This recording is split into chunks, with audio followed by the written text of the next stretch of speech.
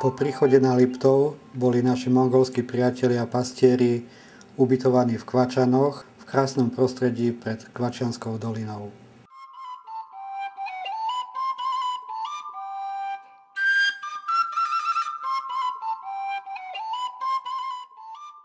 Hlavnou časťou tohto projektu bolo naučiť mongolských pastierov spracovanie mlieka na trvanlivé syry, pretože v Mongolsku sa aj napriek prebytku jačieho mlieka takéto syry doposiaľ nevyrábajú.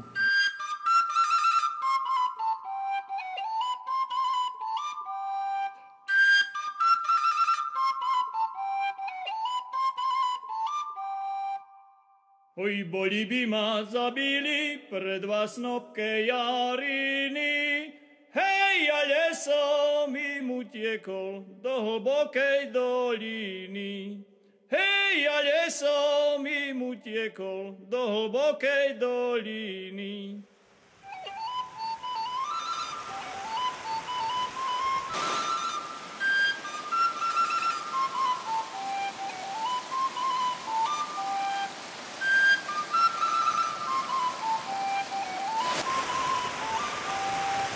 Hej, do hlbokej doliny, hej, do hlbokého jarku. Hej, boli by ma zabili pre tú moju frajerku.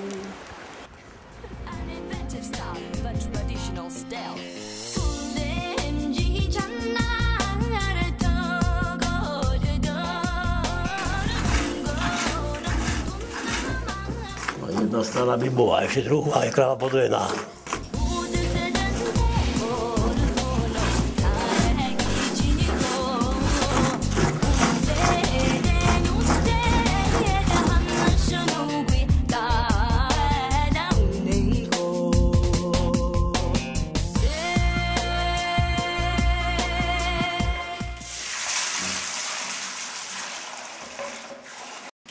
Veľmi dôležitou súčasťou spracovania mlieka, či už krávskeho, ovčieho alebo jačieho, je z hygienických dôvodov a z dôvodov ochrany zdravia je jeho pasterizácia.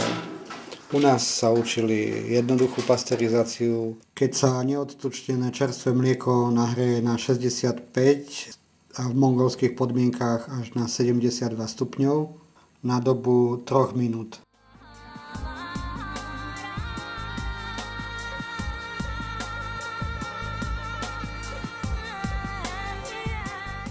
Už pasterizované mlieko prudko schladíme tečúcou vodou na 40 stupňov.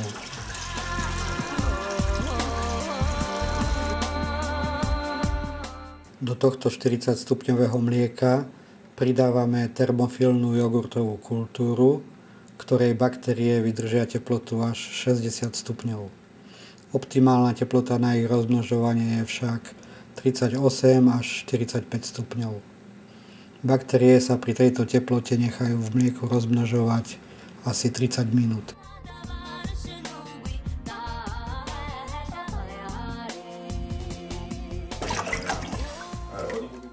Ešte pred zasýrením pridávame do mlieka kalcium v objeme 10 ml kalcia na 100 litrov mlieka. Po pol hodine pôsobenia syrových baktérií prilievame do varechov roztočeného mlieka potrebné množstvo syridla, rozriedeného vo vlažnej vode. Po doliati syridla je potrebné roztočené mlieko hneď stopnúť.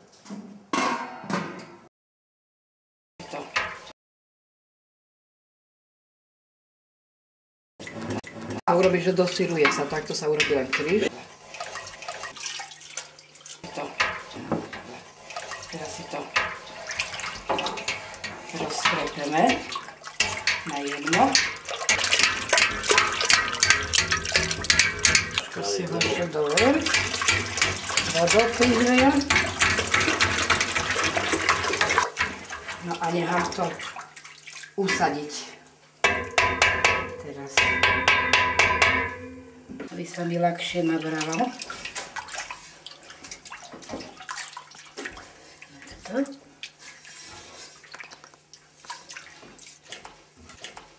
Pripravené. A teraz takto si to podberem. Tam.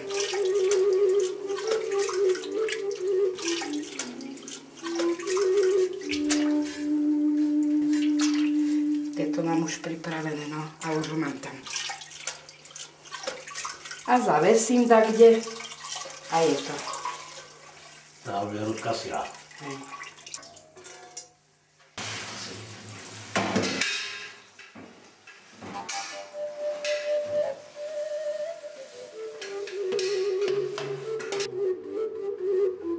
Rozdrobenú a usadenú syreninu dávame do rôznych foriem rôzneho tvaru, tak aby mohla z týchto foriem vytiesť prebytočná syrvátka. Neskôr sa syr nasolí, buď sa navoskuje, nalakuje alebo zaúdi. Na všetky tieto techniky mali možnosť vidieť jak v podmienkach družstevných, takisto u miestneho pastiera alebo baču pana Kršku. Vytvarované bochníky solíme na sucho, pričom budeme potrebovať 25 gramov soli na kilo syra, čo je asi 1 polievková lyžica. A keď by bolo moc, ako tie 3 lyžičky, tak si treba dať do pohárika bokom a až po obede dosoliť. Natreť rukou, až sa stratí sol.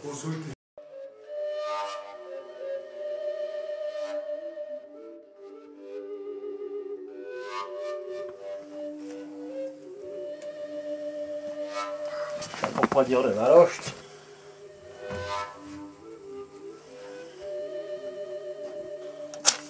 Toto drevom týmto rakitou najlepšie udiť, lebo ona barví pekne na červeno. To sa sladké dymy a ona je pekná červená. Taký syr červený z toho. Ja aj sladinu s tým udím.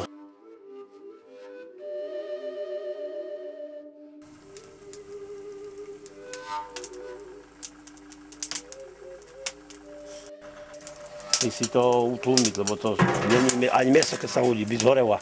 Začne kvapkať a zhorelo by to všetko. Tak a zhorelo.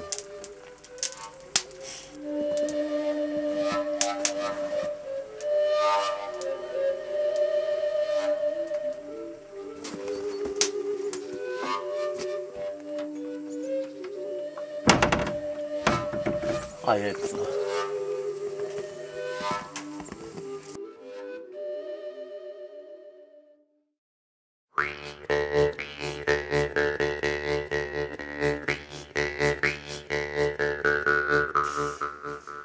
A nech to tam nemá dlho. Len namočiť a von.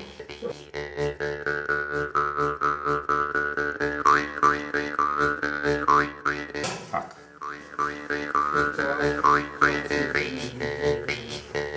A môže chytiť za druhý koniec, keď bude studené. Ja sa tak bojím, že jej to tam spadne, bože. No, teraz je pekný. A chvíľku podrž.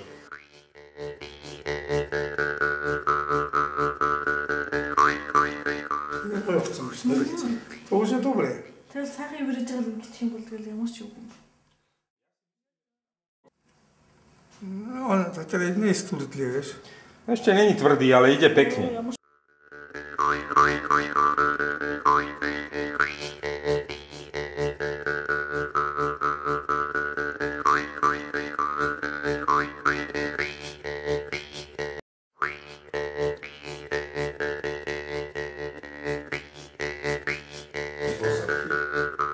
Dokonca oni by mohli voskovať aj mäso. Suché.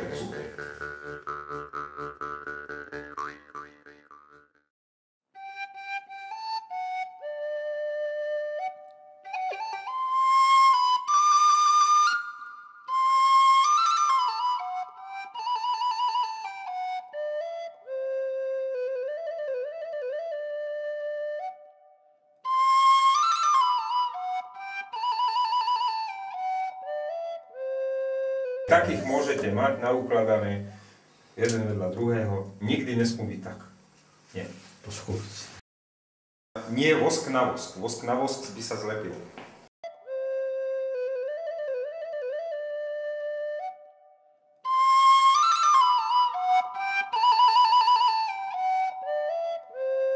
Z tohoto si urobíme kultúru, novú, dagda.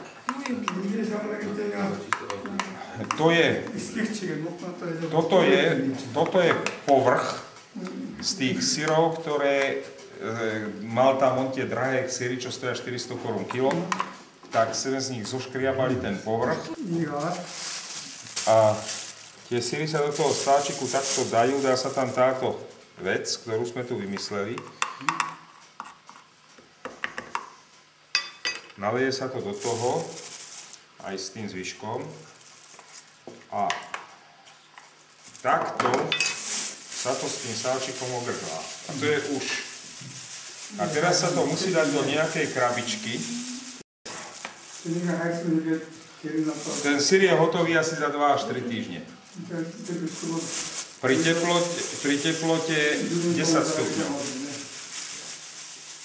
Ale 15 môže byť, len pri 15 to príliš rýchle mekne. A musí byť ten syr nasolený.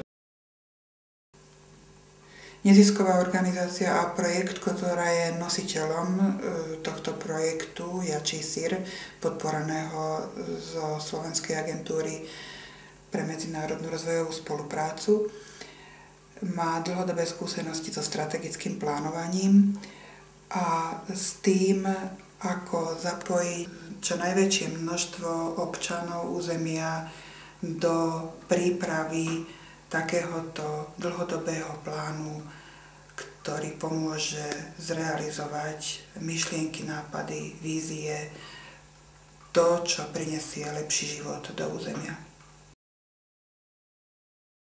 Батну, скажи мне, что ты делаешь? Какую работу? Пастор. Пастир. А сколько у тебя есть яков? 20 или 30 як. 40 лошадь. Козы 50. Баран, овца тоже 70.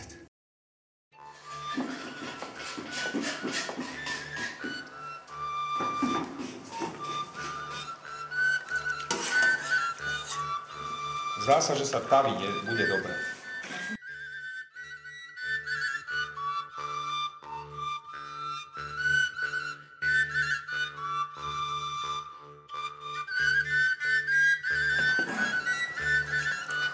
Tým sa vytvára tá lístkovitosť. To musí byť hladké, povedz mi to.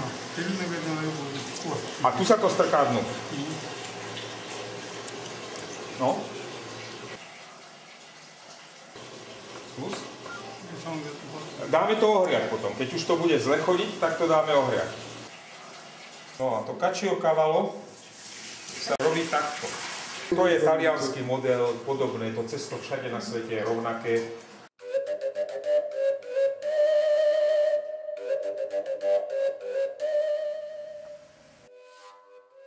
Okrem toho, že navštívili Demenovskú jaskyňu, videli aj centrum mesta Liptovský Mikuláš.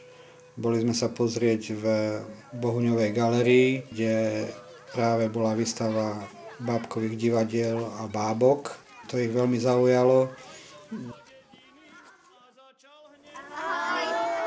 pretože tam videli aj bábky, ktoré sa používali v bábkovom divadle a pochádzajú z azijských krajín.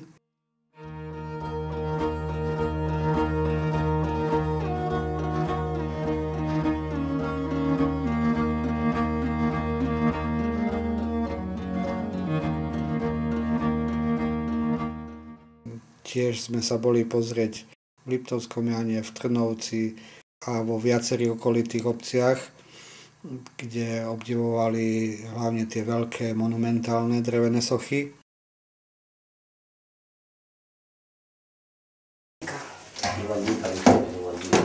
A ešte ho nechám pri peci v teple. Ešte ho nechám pokysnúť tu na. Zaujímavou časťou tohto projektu bolo ukázať alebo naučiť mongolských pastierov vyrábať aj naše tradičné slovenské výrobky, ako parenica, korbačiky a oštiepky.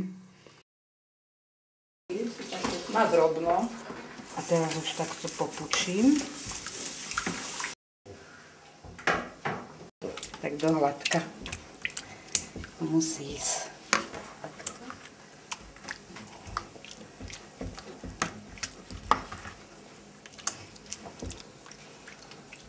A stále vypúčam do hladúčka, aby voda nebola v tom.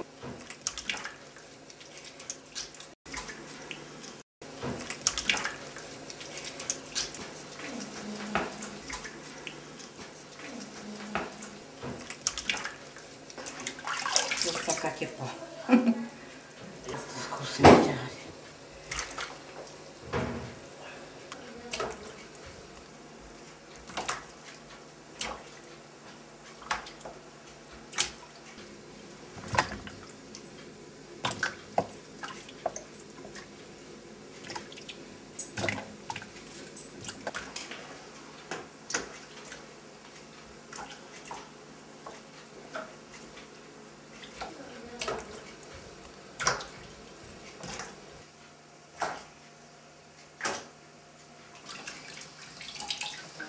Na toto som namocem. Takáto mierka tu mám. Prekrojím. A zaniesiem do rôsolu, to je slaná voda. Toto sú už hotové. To volajú na Zázrieve vojky správne. Kde to volajú nite. A to je správne vojky. Už sú zasolené a nech sa páči, ponúknite sa. Môžu sa aj pliesť korbáčiky z toho. Ale ja robievam len takéto nepletené. Takedy som aj pletla. No, dúfam, že sa im u nás na Slovensku páčilo, a zvlášť u nás, keď boli na tej exkurzii a takú praxu na dubu dali. No, hádam som ich dačo naučila. No, snažili sa porobiť aj sír robili, aj pareničky robili, aj tieto korbáčiky ťahali. Tak im prajem, aby sa im to darilo aj v tom Mongolsku si presadiť také výrobky. Jačie mlieko, keď spracujú, no budú mať oni jačie výrobky. A my máme krásne výrobky. Alebo aj ovčie sa tu robia. Tak nech sa im darí.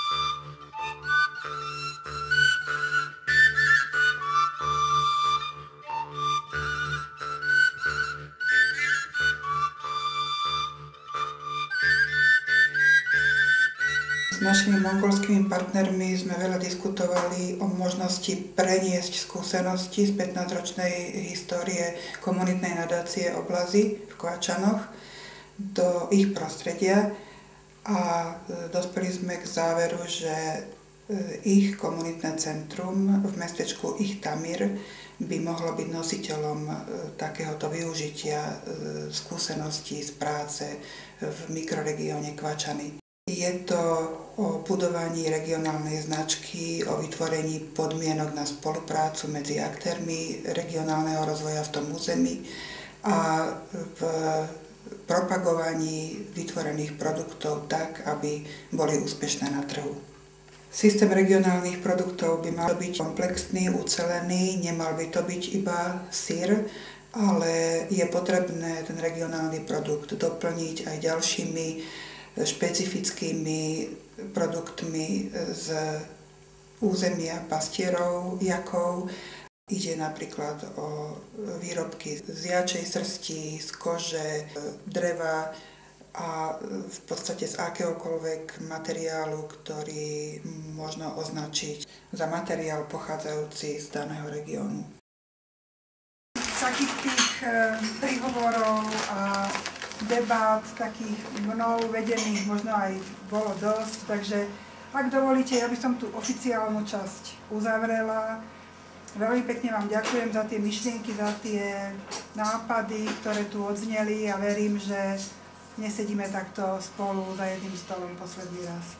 Takže ešte samozrejme posedieť môžeme, podebatovať, ešte máme jedlo, tak nech sa páči.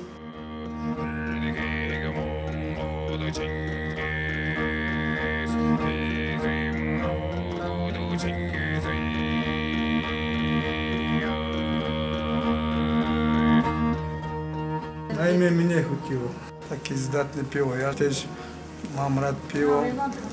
Veľmi mi nechutilo to.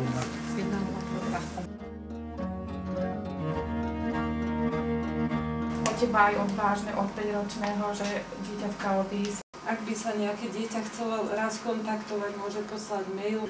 Nech vám pripomínajú farby Slovenska. Je to také pestré.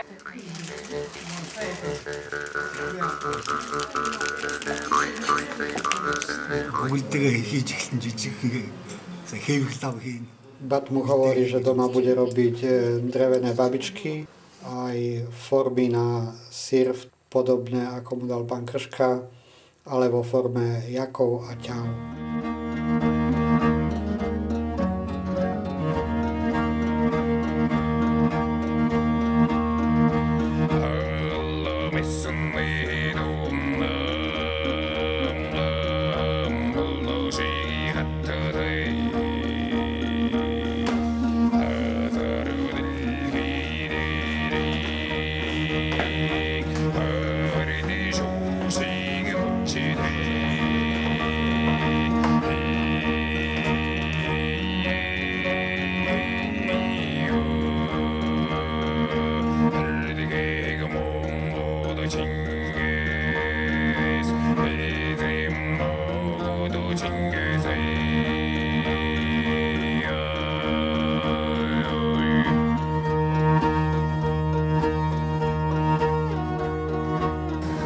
Манай малчид ирээд энд бяцлаг яаж хийхийг суралцлаа. Гол зорилго маань энэ. Тэгээ одоо манай малчид одоо Кришка, Гоба гэсэн хоёр багшийн тусламжтайгаар 2-3 төрлийн бяцлагийг хийх аргатай суралцлаа. Мөн бяцлаг яаж хадгалах, цаашлуулах бяцлагийг яаж ямар технологиор, ямар сайн чанарын хийх вэ гэсэн үндсэн тийм аргуудтай бүгдэндээ танилцлаа. Та бүхэнд баярлалаа. Rediteľka, jak sa stretli, teraz povedali, že my sme počas pobytu na Liptove sa naučili vyrobiť sír, aj ako sa môže dlhšie trnlivosť toho síra a ako sa uskladňovať, o tomto sme sa naučili. Teraz, čo máme tam, to sú ako boskované, lakované síry a niektoré ešte nedozrieli, tak ich necháme ešte dozrieť. Ďakujeme vám, čo ste nás naučili počas toho krátkeho dobu u vás. Ďakujeme vám, pánovi Kryškovi aj pánovi Gubovi, čo nám učili to všetko robiť so sírom.